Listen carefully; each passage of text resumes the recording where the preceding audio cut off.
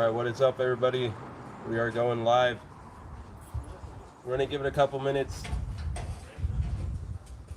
Francisco, Maya City's ready, but I'm going to give it a couple minutes. You're actually running now? Come on, people doesn't want to wait that long. Come on, let's go. Come on.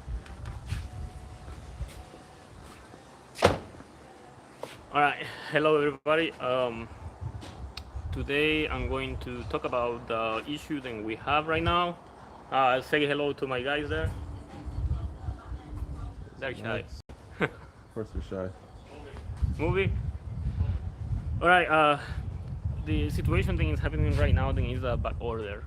There is many different components, parts in this case, then on the trucking industry, they are back order, and it's very hard to get them. It is affecting in many different ways, many different industries. It's not only trucking, but trucking is the one that is getting the most reflect on this one, because we are having an issue that trucks are the ones that are need to move the product left and right, and trucks are the ones that are getting affected the most because we are not able to make them to work. And plus, parts are getting super expensive. As for example, I know many of you are having the issue right now. Then is the water pump for DD15 engines. Let's say the water pump for DD15 engines is an issue right now because nobody has it, and people that has them, they want super high price on it. You can hear it? No? No, you're good. You're good. Oh, you're good. Okay. Yeah. Okay. People just want so much price. I mean, the price increase on water pumps right now is super high. Before, when there was no back order on water pumps, for example, making too much noise. Okay, when there were no back order on that water pumps, they were like $500, $700, something like that. Nowadays, some people is asking up to $4,000 for water pumps. That is so crazy right now with this situation that is happening with no parts ability, not able to get them, and I mean, it is hard right now, and it is not only affecting one thing, one type of vehicle. It's affecting all these trucks, Cummins. You cannot find overhaul parts. Detroit, the kind of the same way. It's kind of hard right now. You still can get some here and there, but it's hard to get them. And that's how it's gonna go. I don't know for how long. I don't know if many of you are facing this problem right now, but it's something that is affecting everybody, as I said before. And I don't know for how long. Luckily, we have some parts here at the shop. We have different parts that I've bought or I got in different ways here and there, and I was able to work on or do different things over the time. But now we are to a point that it's super hard to get some of the components, and it is getting stressful because waiting times are longer when it comes to repairs, and also prices are getting higher. And that is not something that is going to go down. I'm pretty sure it's going to stay like that, or if it goes down, it's just going to be a little. How's the audio? Is good? You can hear well? Yeah, it sounds really good. All right. I know many of you are gonna have different opinions about it, but the best way right now to get parts is used parts. But used parts are not going to give you the peace of mind as new parts. Come on, let's go farther away because it's too much noise here.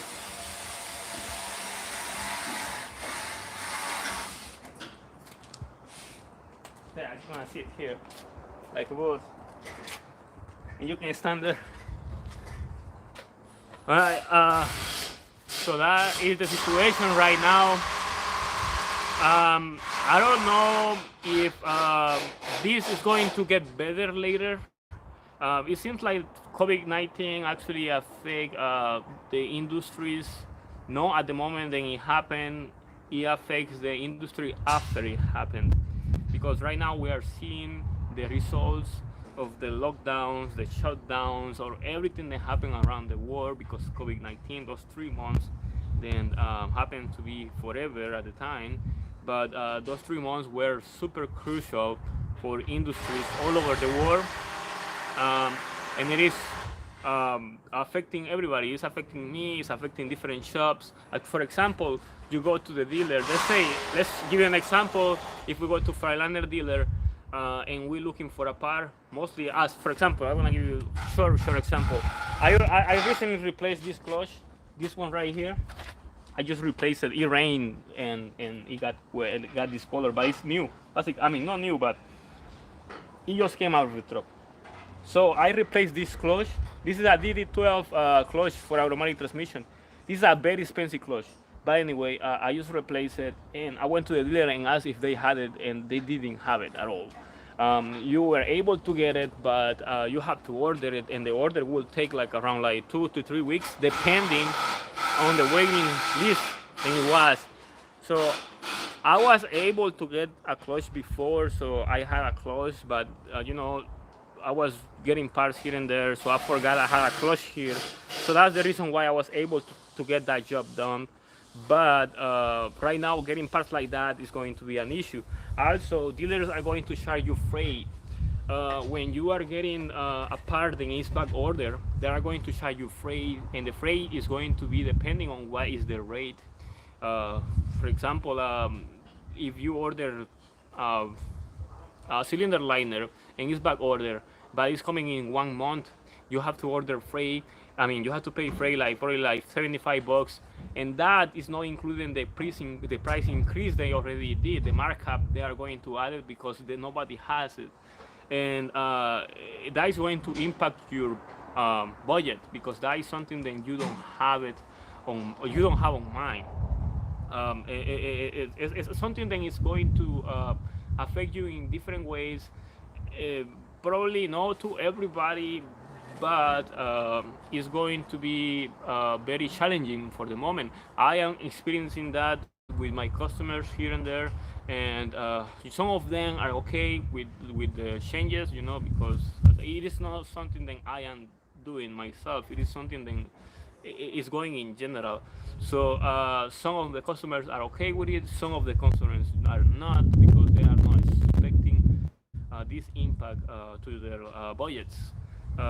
Because it is something that it is out of my control. It's something that is out of everybody's control. As for example, I heard then the oil prices are going to go up, like the regular oil, like conventional oil is going to go up. Filters are going to go up. Tires, they already up. They already like 10 to 20% higher than the price they were before. And different components like that, brakes and all in general. And I would say then if you right now, if you are a trucking company owner, or if you are just a regular truck owner, one truck or something, and if you are able to get parts for cheap, new parts, good brand for cheap, it is time to get it right now because it is going to be harder later. The hardship right now for parts requestment right now is so intense right now, then everybody is looking for them because you are not able to have them. You are not able to get them.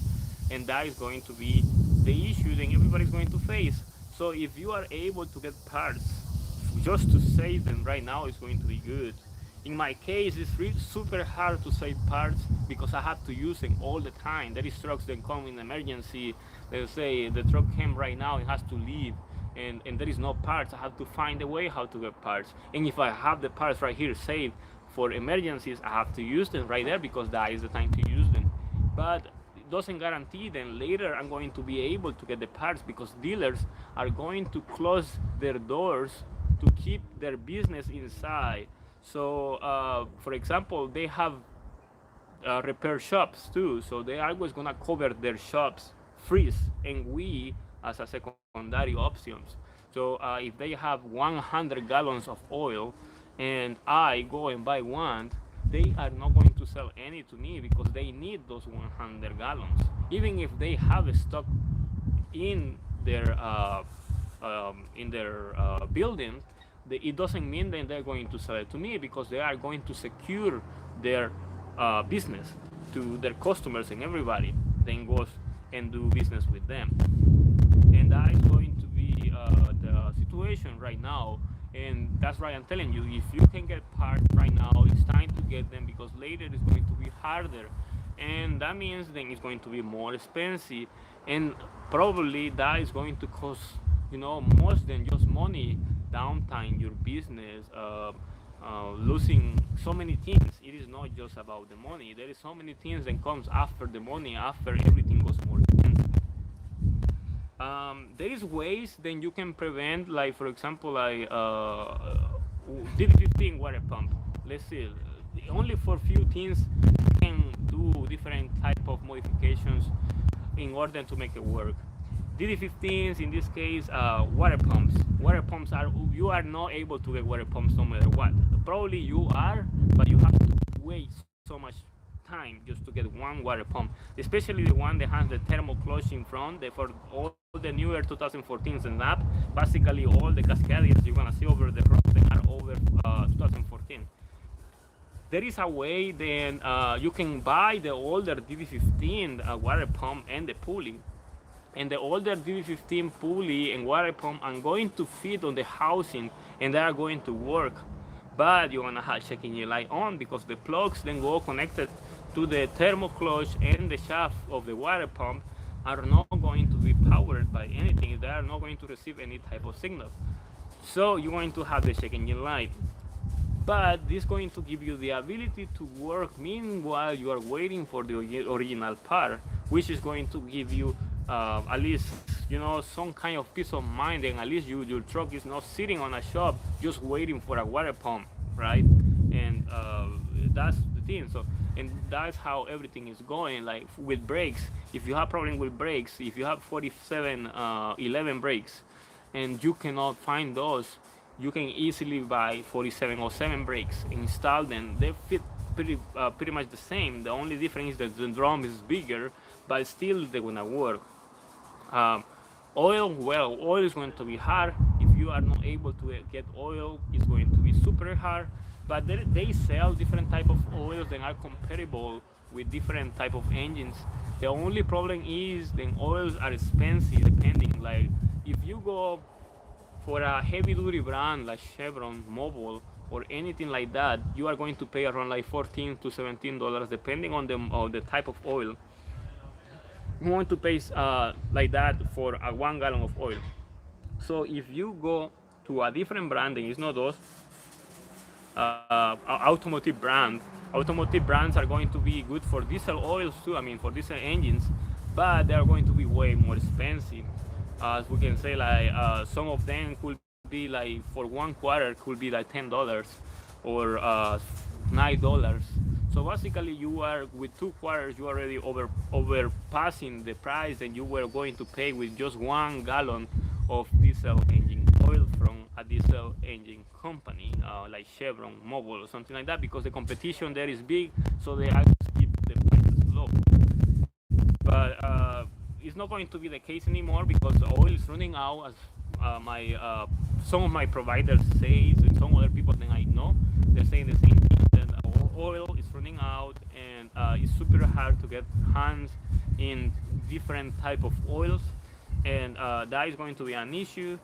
I mean, everything is an issue. I mean, I can say so many things about it, but at the end of the day, it's going to be the same thing over and over because the consumption that we have right now with many trucks is kind of the same, especially right now the manufacturers are using the same technology for different models.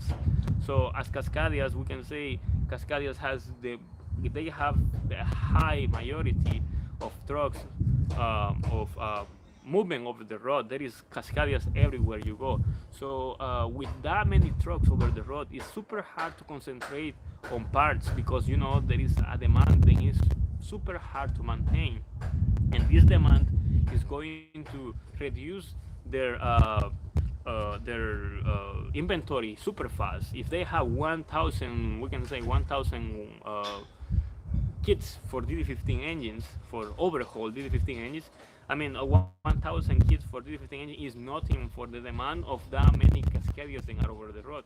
And the same thing with Cummins ISXs or Cummins X15s, and then KWs and everything, because everything in general with the modern technology that we have, everything is made so it can be comparable with others. And that's the reason why it's hard to get parts, because you have to get the part and it's going to be specific for your truck, but it's going to fit different trucks. So these other trucks are going to demand your same part. So it's going to make it hard to get it, because there is so many different trucks then going to request the same part. Um, well, at the end of the day, I'm just gonna keep repeating myself when it comes to this um, problem that we're facing right now, and it's going. I don't know for how long it's going to go. I mean, probably it's going to go for a couple of months, for a couple of years. We already. I experienced this, we can say, since 2000. I mean, since February, I think March, start seeing this. Then the parts, they were hard to get some of the parts, but now it's getting harder, harder and harder, because I mean the demand is so high. There is so many people that have broken trucks, and they are not able to get the parts, and they already ordered the parts for a couple months, and they are still waiting for the same parts, and that's how it's going to continue. Hopefully, if your truck is good, that's good. Hopefully, nothing on the major components break, so that way you don't have any problems over the road, or you don't have any problems getting parts. Yeah, that's what I say to all these people that comes to me, like, how much is going to cost me to do an overhaul, how much is going to cost me to replace a clutch or something like that. I just say right now, just better wait right now, because getting parts is an issue. And I mean, if the truck is running fine, just leave it like that for the moment, because if there is no, I mean, like, there is no parts right now, the truck is going to be sitting for a long time just for parts. So for right now, if your truck is running fine with no problems, that's good, and just hope then everything is gonna run the same way for at least the moment. Then everything start going back to normal. But for the moment, just hope that. And as I say, if you are able to get parts, uh, uh, good quality parts, new parts for your truck, and they're a good price, just get them, save them, because it's going to be harder and harder later. Maybe you can help someone else. Maybe someone else going to be looking for the part than you have. So that's how it's going to go. And that's how we have to keep it. That's why I always get parts. If I have the chance to get parts, I always get them. They're very expensive. In some cases are going to be like $2,000, $3,000 just for one part. But at the moment of necessity, that part is actually so essential. Then $3,000 means nothing, because you're gonna lose so much money just because the truck is gonna be sitting for 1 month just for that one part that you don't have. But this is pretty much what I was going to talk. I mean, I have no idea how everything is gonna go. If you have idea on how this one is gonna go, well, I mean, you can comment and everything. There is many different manufacturers, and I'm trying to fit this necessity, but the problem is that there is not many workers, and facing this hardship that we have right now is not going to be easy. It's going to get harder and harder, but eventually it's going to come the time that this is going to end, and we are going to be able to face a new beginning, and then probably everything is going to be better than what it is right now. One thing that I believe is the prices are not going to go much lower than what they are right now. So if prices are increasing right now, they're going to stay high. That's how it is. They always increase everything, but they never lower anything. So Don't expect then after this hardship happens, prices are going to go lower on parts. If they do, good. If they don't, well, I mean, that's how life is going right now, more expensive. Especially with so much technology that is coming in the future, they need money to build it. Um, how long is the video now? We are at 21 minutes. Oh, we are.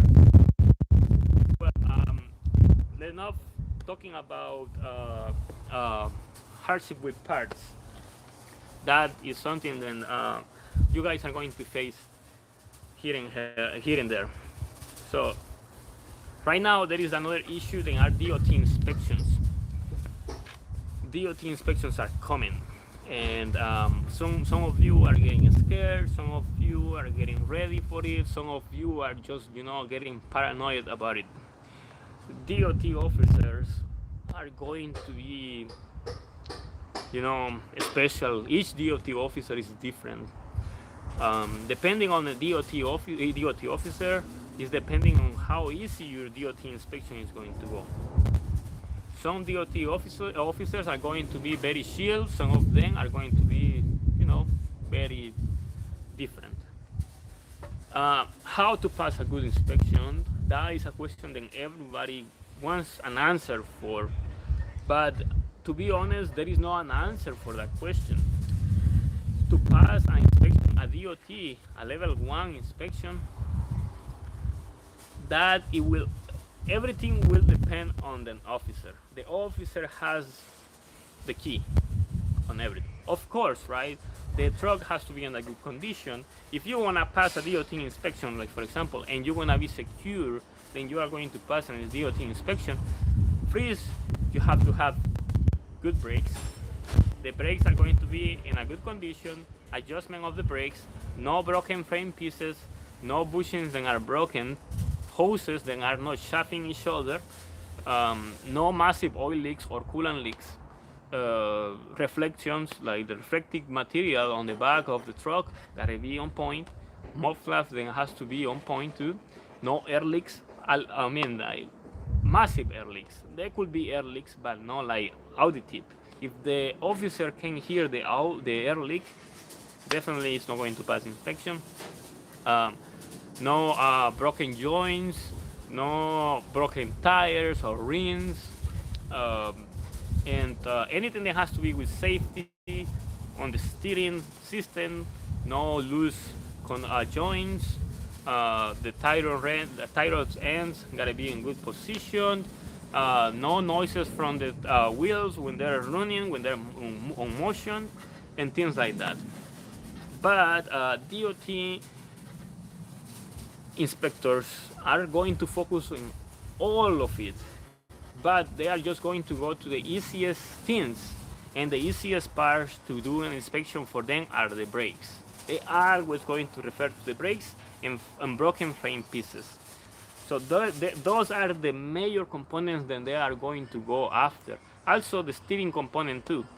But if you have lower brakes, replace them. If you have broken, at least a broken little piece of frame or an orifice of a hole that you can see through on the frame, put a ball on it because the DOT officer is going to pull you out of service.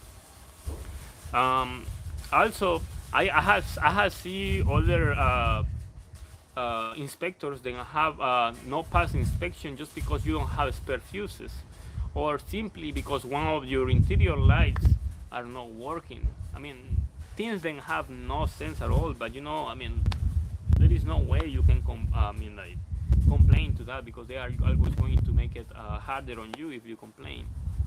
And things like that. If you really want to pass inspection, you gotta be nice to the officer. You gotta be nice to the officer. You have to check your brakes. Very important. Most of the drivers over the road, they never inspect the brakes. Never, never, never. And that is something that you, as a driver, it doesn't matter if you are owner operator or driver, you have the responsibility to inspect your brakes, because you, as a driver, you have to be able to adjust your brakes. That's the reason why over the road they have brake check areas where you are able to inspect your brakes. In case there is a problem, you have to fix them before going down the hill. That's the reason why they have those places like that. Uh, Things like that, little things, little details like that are going to help you to pass a DOT inspection.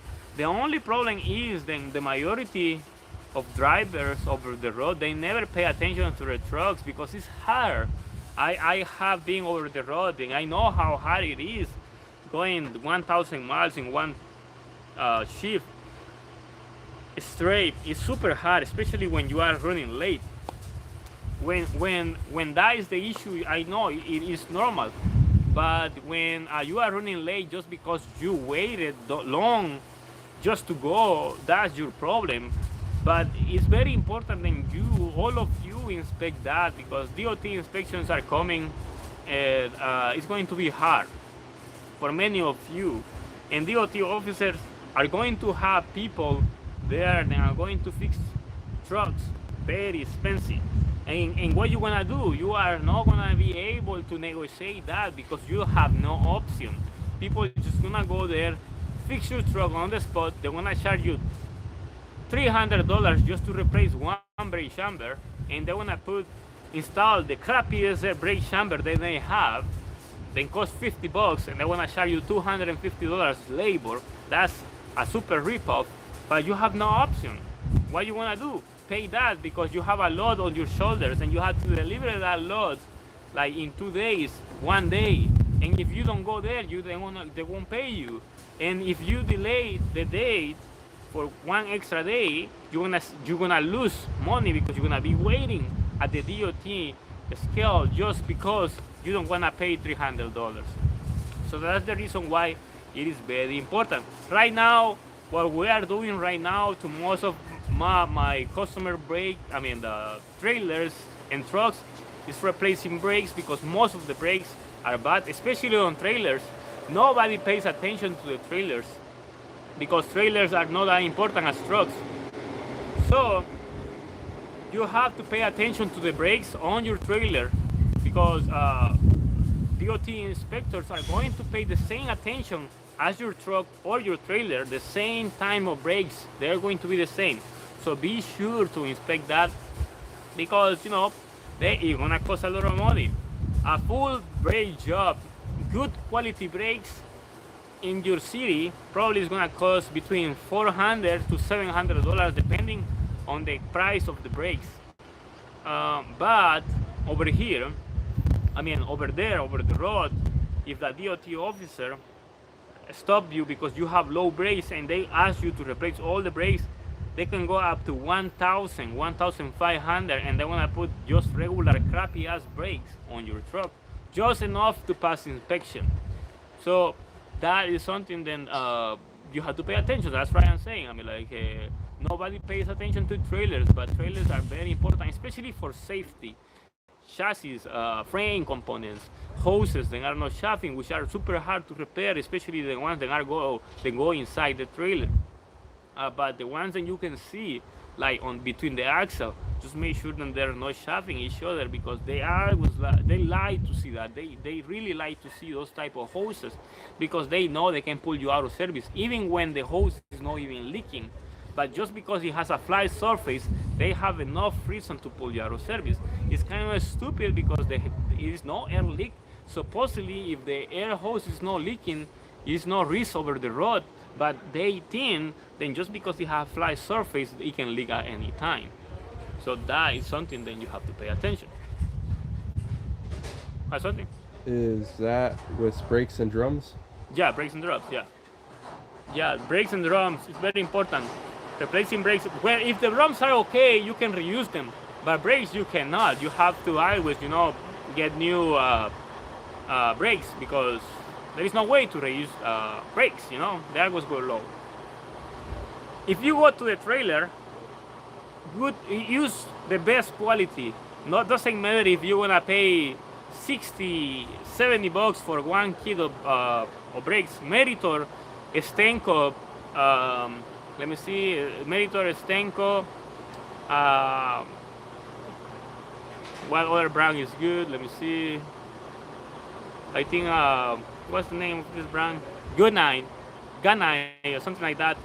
And some other brands. Those are the best brands you can buy.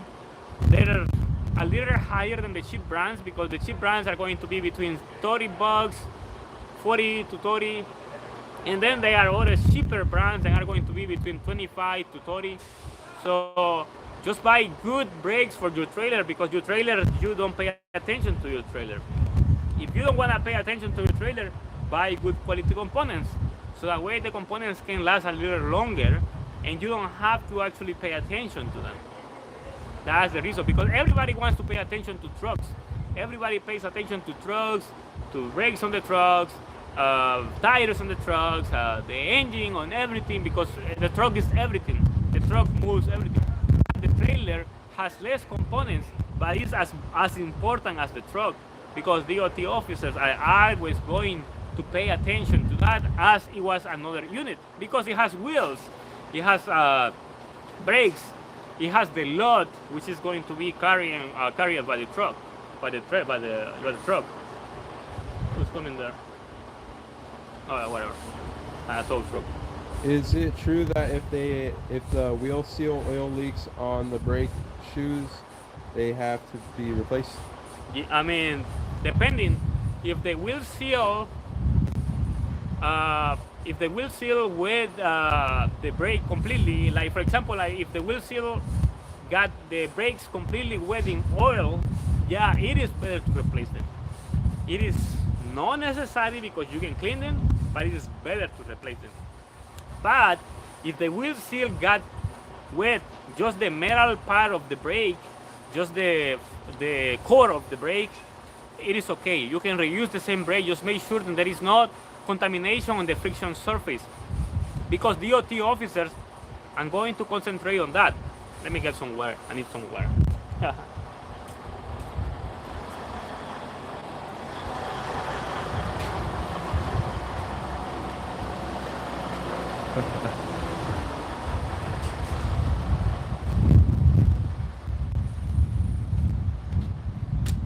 Okay. Okay. The DOT officers are going to concentrate that if the oil touches the friction surface, the drum or the brake, they are going to pull you out of service, and they're going to recommend you to replace the brakes and the seal. Got any question? No? Okay. But that's how everything is going right now. It is a tough year right now for trucking industry. Changes are very hard, and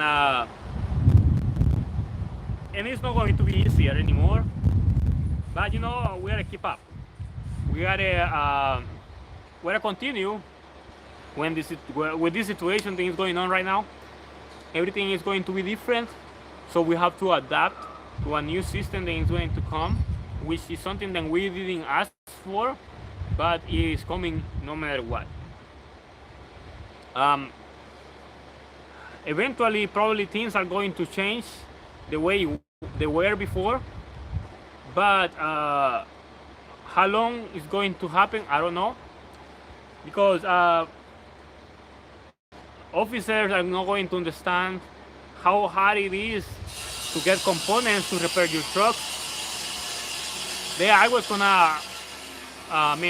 don't care because they're getting paid by an hour. I mean, like, they get vacations paid, they get everything paid, so they are never going to feel how it's like to don't have anything, money to work. But you know, that's how is everything going. What? How can you stop brake squeals? That is super hard. It depends.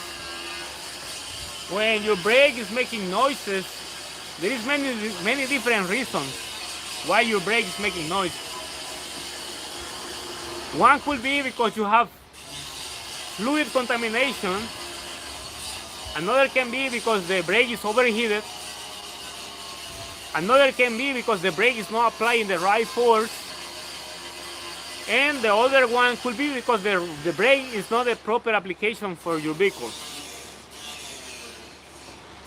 How often do brakes need to be adjusted? It depends. Um, Let me see. It depends how often you use the brakes. But the best way to maintain your brakes in a good condition, you have to adjust them every time you do an oil change on a service, or 2 times you do an oil change. That will be the best. Uh,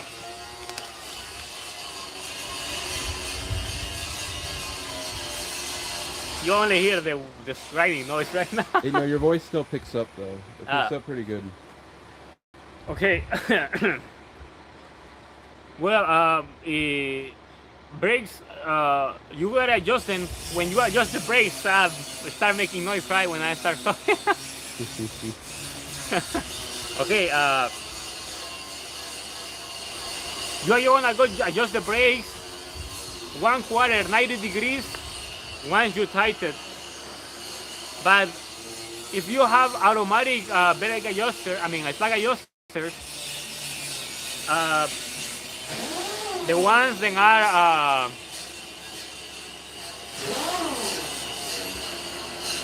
they're going to be the Gunnites, the Stenkops. The Stenkop and the Gunnites, the Meritor slug adjusters, they stay in one position. But the Gunite and the Stenkop, they can actually open and close depending on your needs of the brakes. The Stenko and the Gunnites, they go bad faster. The Meritors are better. The Meritor can last forever if there is no contamination, water, salt, snow contamination inside them. So I will just say that if you have the Gunite slug adjuster, let me see. Come on over here.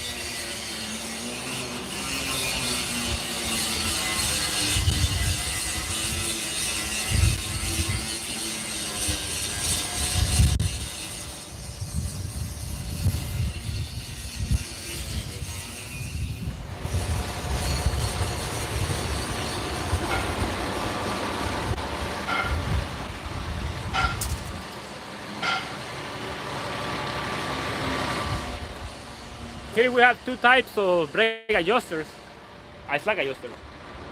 This one right here, this is slug adjuster right here, that's a Meritor slug adjuster. It has this little socket here, and that is the one they're gonna use. This is one of the best slug adjusters on the industry. This one right here doesn't go bad that easy. This one right here, this one, you see the shape is completely different. That one is a Gunite or a Stenko slug adjuster. Those go bad faster because they have a release mechanism, then locks and unlocks itself in different ways. The problem is that one tends to break from inside, and when it breaks, it opens without concern. So the brakes are going to get unadjusted, and you are not going to pay attention to that. So if you have this type of brake adjusters, slug adjusters, you better inspect them every 25, 30,000 miles, because this one go bad very often. This type of slug adjuster. If you have on your truck, you have this type Meritor style slug adjuster. Basically, they are good. They go bad just because salt, snow, water goes inside and they get stuck. That is the only reason why they go bad. But if you keep on greasing them and releasing them and everything, they are never gonna go stuck, so they're gonna be good. But those require less maintenance than those. Those are very bad compared to this one. So if you have those, inspect them every 30,000 miles maximum. If you have these, probably 50, 70,000 miles, you can inspect them, and they never go bad.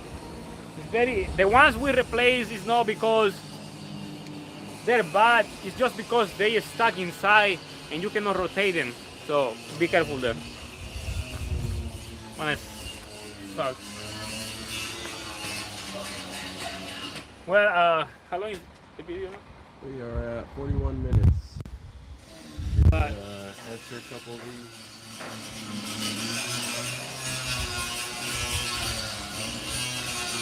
Okay, oil change interval is stop the pandemic. You asking oil change interval. That is going to depend what type of oil you're using. 12 to 15,000 conventional oil. 20 to 25 synthetic oil, maximum, no more than 25. Maybe to use this flag yeah, it is good if you have this type Meritor with no what's his name? Hello FPV. Hello FPV. If you have Meritor style slug adjuster and doesn't have a grease nipple, if you install a grease nipple, it's better. As for example, this one, they don't have. See this one right here, they don't have the grease nipple. It has a little plug. You can see it right there. But if you remove the plug and install a grease nipple, it's going to be better. It's going to last longer, way longer. That's the reason why those go bad, because they don't come with grease nipples. But as soon as you install grease nipples, they're forever. So we're pretty much done, huh? I want to do a different video with this one right here, the DT12. I'm thinking to do a video showing you how to calibrate this computer, the computer of this transmission.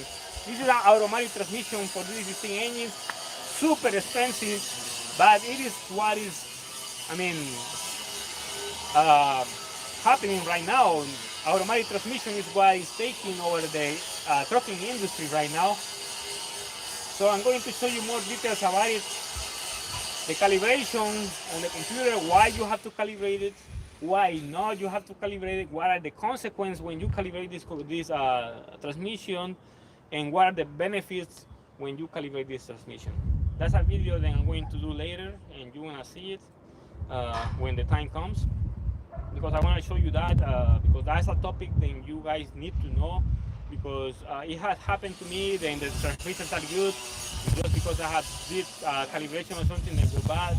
So I want to show you why. That's the reason why you guys need to know why you have to do it, why you don't have to do it. But anyway, I think we're done with this live video. I tried to cover some of the topics, but later I try to do a different video in a different way. You have ideas on what to do a live video, let me know. Just comment in different videos. I'll try to pick them up eventually. We'll see how everything goes. Hope you like it. If you have any questions, comment below. Look for me on Instagram, Francisco Maya YouTube. Follow me there and everything. So see you later on the next video. Stay tuned. Saturdays for English videos and Sundays for Spanish videos. Thank you.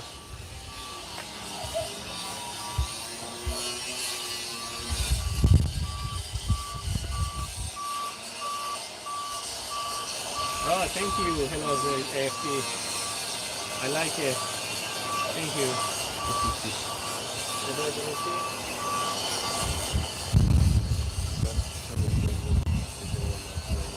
Of course. Yeah, that's right. Yeah, I like that. See that?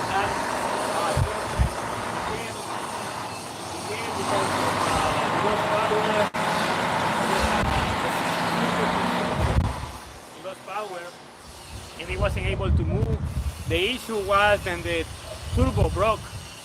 The turbine fell in two pieces, and that's the reason why he wasn't having any power at all.